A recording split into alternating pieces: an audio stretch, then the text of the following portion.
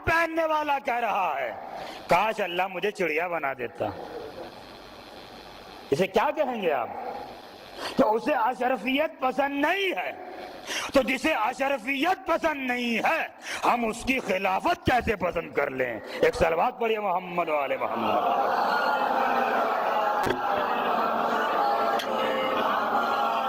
پہلے اپنی منزل اشرفیت کو تو سمجھو. انسان کوئی معمولی چیز کا نام نہیں ہے. تمام کائنات کی بنادات و نباتات میں سب سے افضل شے کا نام انسان ہے. فرشتے سے افضل ہے انسان. فرشتے سے. فرشتہ صاحب عصمت، معصوم، عین الخطا، مگر اس سے بھی بلند انسان. اور پھر اگر انسان کی تاریخ دیکھی جائے خطاؤں کے مجموعے کا نام انسان ہے. خطاؤں کے مجموعے کا نام انسان ہے. کتنا افضل؟ فرشتوں سے افضل، ملک سے افضل، قدوسیت سے افضل، عصمت سے افضل انسان.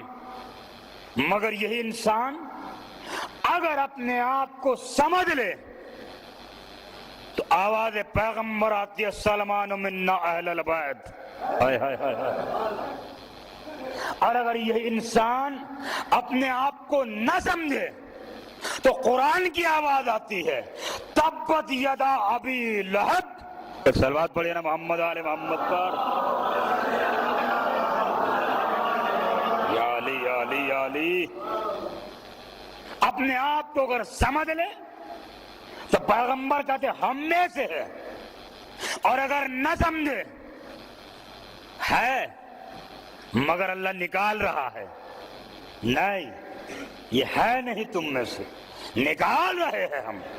اور تاریخ قرآن میں مجھے ایک یہ واحد آیت ہے جس میں قدرت نے نام لے کر اعلان کیا تبت یدا ابی لہب. اے ابو لہب تیرے ہاتھ ٹوٹ جائیں. پروردگار تو نے قرآن میں عذاب بیان کیے.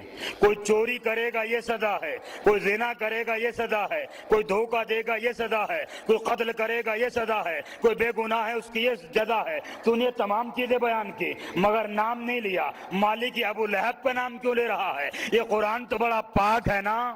یہ قرآن تو بڑا پاک ہے نا. یہ قرآن تو بڑا پاک ہے نا. اس پاک میں نجس کا نام کیوں لے رہا ہے؟ اس پاک میں تو ابو لہب کا نام کیوں لے رہا ہے؟ کہ ہم نام لے اس لیے رہے ہیں، ہم قیامت تک کے لیے قانون بنا رہے ہیں کہ رسول کا چچا ہے ابو لہب. یا علی یا علی.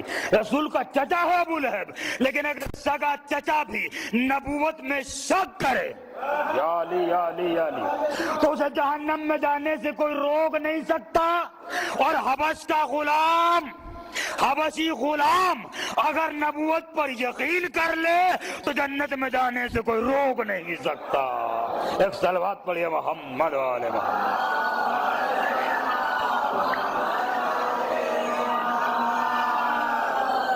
توجہ فرمائیں گرامی. آپ انسان منزل اشرفیت کو اگر دیکھے تو تمام کائنات سے افضل. بلندی پر آئے تو اس کے جیسا کوئی نہیں. پستی پر آئے تو اس سے پست کوئی نہیں. مجھے پیام آدمی کی پیام میں سے پیام کی خبر آ رہی ہے اور مجھے دو مصرے یاد آ رہے ہیں. پیام آدمی نے عورت کے اوپر ایک مکمل اور جامع نظم لکھی. عورت کیا ہے؟ لفظ انسان اپنے ذہن میں رکھے. میں دو مصرے آپ کی خدمت میں بیان کرتا ہوں. پورے بڑی طویل منقبت اس کے بس میں آپ کی خدمت شاید ایک ہی مصرع بیان کروں. حسن کرتی ہے تو قدرت کو بھی پیار آتا ہے. حسن کرتی ہے تو قدرت کو بھی پیار آتا ہے، مگر کرتی ہے تو شیطان بھی گھبراتا ہے. حسن کرتی ہے تو قدرت کو بھی پیار آتا ہے، مگر کرتی ہے تو شیطان بھی گھبراتا ہے. یہی عالم حضرت انسان کا ہے. اپنے آپ کو بلند کرتا ہے تو اس انسان پر قدرت کو بڑا پیار آتا ہے. کیا بنایا ہے میں نے انسان, کیا بنایا میں نے انسان. اور جب یہی انسان اپنی بلندی سے گر کر اسفل سافلین کی منزل میں آتا ہے تو شیطان یہ کہہ کر پلٹ جاتا ہے, میں اسے کیا گمراہ کروں, یہ تو مجھے گمراہ کر دے گا. ایک صلوات پڑھیے محمد والے محمد.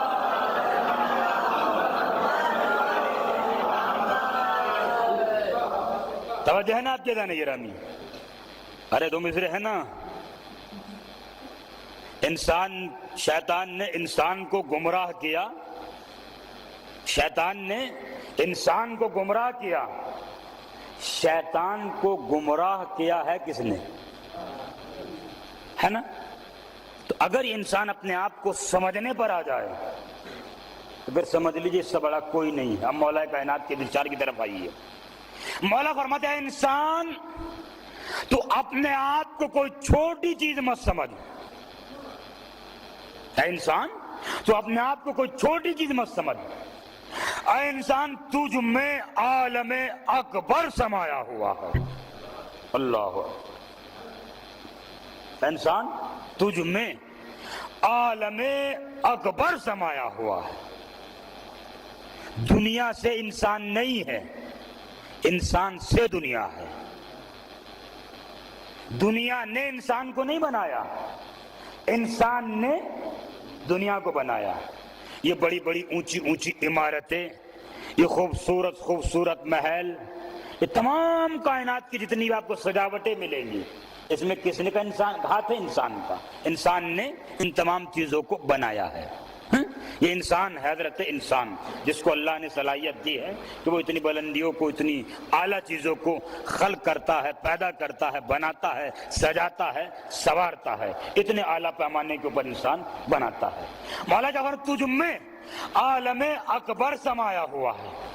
تو کوئی معمولی چیز نہیں ہے, تجھ میں عالم اکبر سمایا ہوا ہے. ہم اپنے آپ کو محسوس اس لیے نہیں کر پاتے کہ ہم کیا ہیں. ہر چیز ہمیں مفت میں ملی ہوئی ہے. توجہ فرما رہے ہیں آپ؟ ہم اپنے آپ کے مقام کو پہچان اس لیے نہیں پاتے, ہر چیز ہمیں مفت میں ملی ہوئی. ہمارے پاس الحمدللہ دیکھنے کے لیے تو آنکھیں ہیں. آنکھوں کے نور کی قدر ہمیں اس لیے نہیں ہے کہ ہمارے پاس ہے. ہمارے پاس بولنے کی طاقت زبان موجود ہے, مگر اس زبان کی قیمت ہمیں اس لیے نہیں معلوم ہے کہ ہمارے پاس نطق پایا جاتا ہے, بولنے کی طاقت پائی جاتی ہے. ہمارے پاس یہ کان, ہمیں اس کی اہمیت اس لیے نہیں ہے کہ ہمیں مفت میں ملے ہوئے ہیں, کوئی زحمت و تکلیف ہم نے اٹھائی نہیں ہے. اور ہمارے پاس سننے کی طاقت پائی جاتی ہے. اگر آپ کو آنکھوں کی قیمت پوچھنی ہے تو کسی اندھے سے پوچھو, وہ بتائے گا آنکھوں کی قیمت کیا ہے.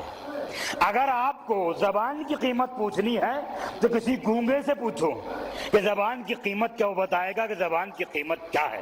اگر آپ کو کانوں کی قیمت پوچھنی ہے تو کسی بہرے سے پوچھو کانوں کی قیمت کیا ہے, سماعت کا مقام کیا ہے, سماعت کی قیمت کیا ہے. آپ اپنے اعضاء جسمانی پر غور کرتے چلے جائیں اور اس کے بعد آپ اس کی قیمت کا اندازہ لگاتے چلے جائیں. دنیا میں طرح طرح کی چیزیں ایجاد ہو گئی, لیکن وہ چیزیں نہ کبھی ایجاد ہوئی ہیں نہ کبھی ہو سکتی ہے جو چیزیں اللہ نے خلق فرمائی ہیں. آنکھیں آپ کو مصنوعی مل سکتی ہیں مگر ویسے نہیں مل سکتی جیسے اللہ عطا کرتا ہے. آپ کو زبان مصنوعی مل سکتی ہے مگر وہ زبان نہیں جسے اللہ نے عطا کی ہے. آپ کو سننے کی طاقت مل سکتی ہے, سننے کا آلہ مل سکتا ہے, مگر وہ نہیں تو اللہ نے عطا کیا ہے. اعضاء جسمانی پر غور کرتے جاؤ اور اس کے بعد میرا مولا فرماتا ہے تعجب ہے اس انسان پر جو چربی کے ڈھیلے سے دیکھتا ہے, ہڈی سے سنتا ہے, گوشت کے لوتھڑے سے بولتا ہے. تعجب ہے اس انسان پر جو چربی کے ڈھیلے سے دیکھتا ہے, ہڈی سے سنتا ہے، گوشت کے لوتھڑے سے بولتا ہے۔ دنیا کا اگر جائزہ لیا جائے، گوشت میں گویائی نہیں ہے، ہڈی میں سماعت نہیں ہے، چربی میں نورانیت نہیں ہے۔ توجہ فرما رہے ہیں ہم؟ اگر چربی میں دیکھنے کی طاقت ہے تو اپنی آنکھوں کو نکالیے، دکان سے چربی خریدیے، لگا لیجئے۔ کہ صاحب چربی نہیں دیکھتی، پھر یہ جو آپ کی چربی ہے یہ دیکھ رہی۔ اگر ہڈی میں سماعت کی طاقت پائی جاتی ہے تو پھر کسی بہرے کو گھبرانے کی ضرورت نہیں ہے، ایک ہڈی خرید لو، سماعت کالا پیدا ہو جائے گا۔ یہ ہڈی میں طاقت نہیں ہے، تو نہ چربی میں طاقت ہے، نہ ہڈی میں طاقت ہے، نہ گوشت میں طاقت ہے۔ مگر اگر انسان پر غور کیا جائے، چربی ہے دیکھنے کے لیے، ہڈی ہے سننے کے لیے، گوشت کا لوتھڑا ہے بولنے کے لیے، پھر یہ طاقت آئی کہاں سے؟ تو ایک طاقت ایسی ہے تو جب چاہے چربی میں دیکھنے کی طاقت پیدا کر دیتی ہے، گوشت میں گویائی پیدا کر دیتی ہے، ہڈی میں سننے کی طاقت پیدا کر دیتی ہے۔ اس طاقتور ہی کا نام پروردگار ہے۔ ایک صلوات پڑھیے محمد علیہ وسلم۔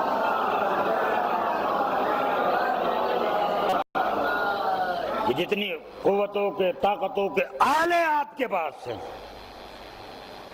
یہ آپ کے اپنی کاوشوں کا سرمایہ نہیں ہے، اس قادر مطلق کی عطا ہے۔ تو اس نے آپ کو یہ طاقت و قوت عطا کی کہ آپ میں یہ تمام اجزاء، یہ تمام چیزیں پائی جاتی ہیں۔ قدر کرو تو اللہ نعمت میں اضافہ کرتا ہے، قدر نہ کی جائے اللہ نعمتوں کو سلب کر لیتا ہے۔ تو پہلی منزل ہے انسان، کہ انسان اپنے آپ پر غور کرے، انسان اپنے آپ پر تفکر کرے۔ آئیے سورہ دہر قرآن مجید کا 27واں سورہ، اس کی طرف پھر پلٹ کر چلیں۔ سورہ دہر کی پہلی آیت، بسم اللہ الرحمن الرحیم۔ هل أتى على الإنسان حين من الدهر لم يكن شيئا مذكورا۔ اے انسان، کیا تو اپنا زمانہ بھول گیا کہ ایک وقت تھا تو قابل ذکر نہیں تھا مگر قابل ذکر نہیں تھا۔ ایک زمانہ انسان پر وہ گزرا ہے کہ انسان تھا مگر قابل ذکر نہیں تھا، ہم نے تجھے قابل ذکر بنایا۔